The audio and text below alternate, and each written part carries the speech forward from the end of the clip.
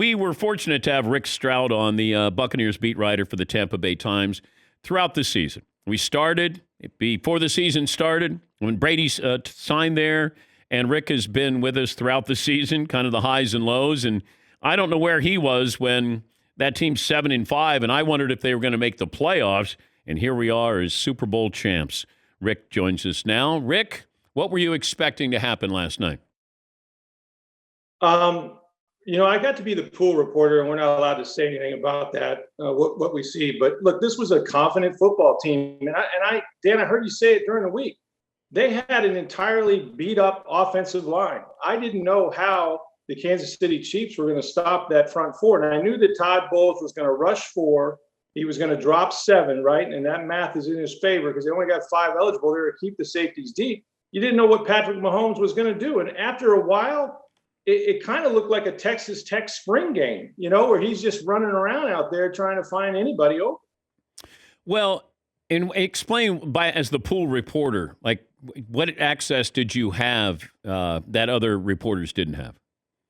Well, they assigned one for each team, and I was the only guy that got to go, or the only reporter got to go and watch practice, and we got to watch the whole practice. And it wasn't anything different than normally during the year. I mean, we don't get to see that much. But this was a confident football team. I mean, look, if you talk to those guys on defense, they're like, wait a minute.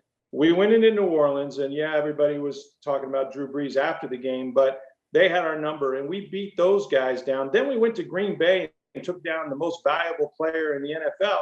And when they're sitting around, they got a bunch of young guys on defense sitting around on social media and watching television and listening to shows like yours, and they're hearing everybody come on and say that Kansas City is going to hang 37 on them. And they couldn't believe that. They felt, and it's bulletin board, right? It seems simplistic, but they really did feel like nobody was giving them what they had earned, what they had done on the field, even in the postseason.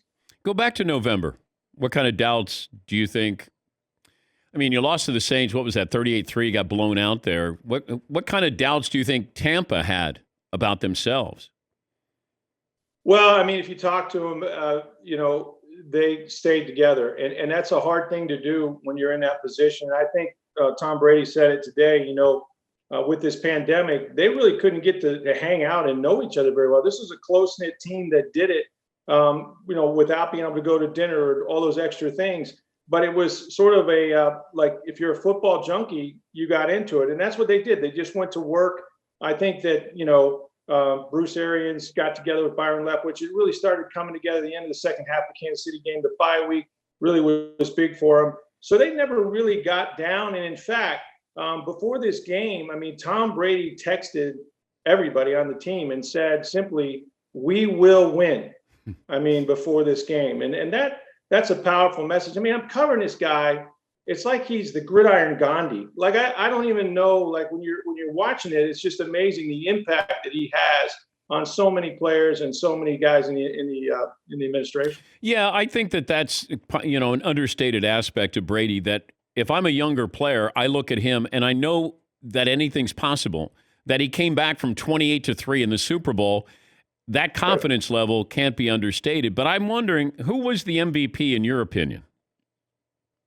Well, I mean, if you could give it to a whole defense, or you could give it to Todd Bowles, you would, because and I had a vote, and not that I feel bad voting for Brady. I mean, he's won 5 of these. The numbers weren't very impressive, other than the 3 touchdowns.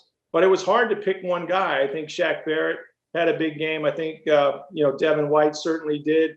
It's just that nobody stood out so much above the others. I mean, you can even make a case for Rob Gronkowski, who had a good game, but I think the defense was the story of this game, no question about it. You keep a team like that from scoring a touchdown, I mean, that's just remarkable.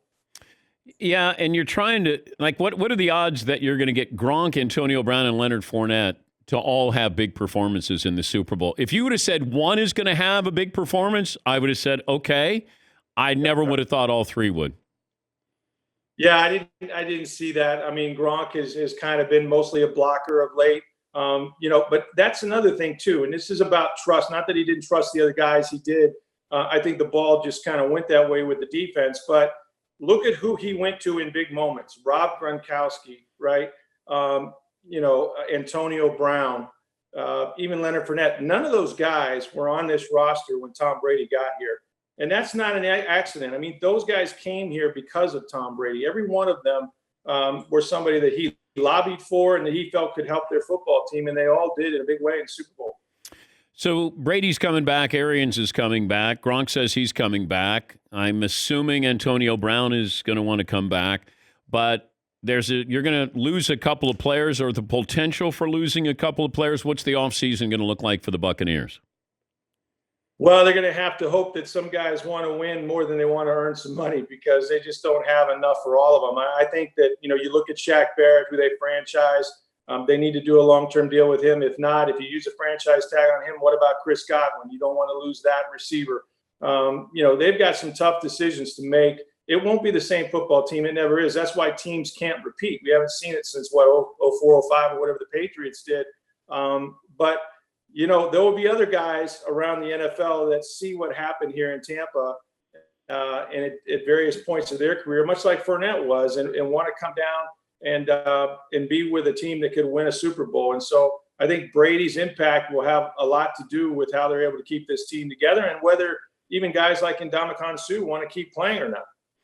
I go back, and there were some strange moments the entire year. Remember with the high school practices and surveillance cameras and Tom's trying to get guys together surreptitiously? Hey, man, I was the one that found that practice, okay? It took me a lot of doing. Were you hiding in the bushes, Rick? Were you hiding in the bushes? You know what? That is urban myth. That did not happen. I was actually looking over. Wait, you told me it did. You said you were hiding in the bushes. So it wasn't hiding. It was on a public street. I was kind of peering over, and there was some vegetation involved. I'm not disputing that. Okay. I just had to get above it. So, okay. Yeah, we found it. Well, it's been a long run. I told people if you are of a certain age, then you know what the Buccaneers have been. Aside from the Super Bowl win, they've been the laughingstock of the NFL for a long, long, long time. And I hope these fans appreciate this for a long time. I mean, they may think you're coming back again next year, but I hope they appreciate this one for a long time, and they should. Well, Dan, I walked out onto the field afterwards, and the confetti was still there, and I looked up, and no one had left. And then I realized they were cardboard cutouts, that it was actually just the people that were still there. But, it's Tampa Bay now. I mean, it's incredible what has happened this year with the Lightning winning the Stanley Cup and the Rays in the World Series and all of that. But I think, for the fans, this is great. I mean, 12 years without playoffs, 18 years without winning a playoff game. You get Tom Brady and you win a Super Bowl. I mean, this is really – maybe we can have nice things. Maybe Tampa Bay can have nice things. And we almost got sued by Tom Brady for Tampa Bay T-shirts that we put out. Yeah, well, we got a cease and desist, or I think we were threatened with a cease and desist with Tom's law firm. Have you seen the 7 clothing line now? The 7, that's the big thing. Don't put a 7 on anything. He owns the number 7. Apparently the whole number, it's like Sesame Street. That's Brady's number now is 7. I'm going to go 8. I'm going to go ahead to 8 so I can bypass the 7 and not worry about Tom. Hey, there you go. Thank you very much for all your contributions there this year and your sense of humor. We appreciate it, Rick. Hey, Dan, thanks for having me. It's been a pleasure, man. That's Rick Stroud. He covers the Buccaneers for the Tampa Bay Times.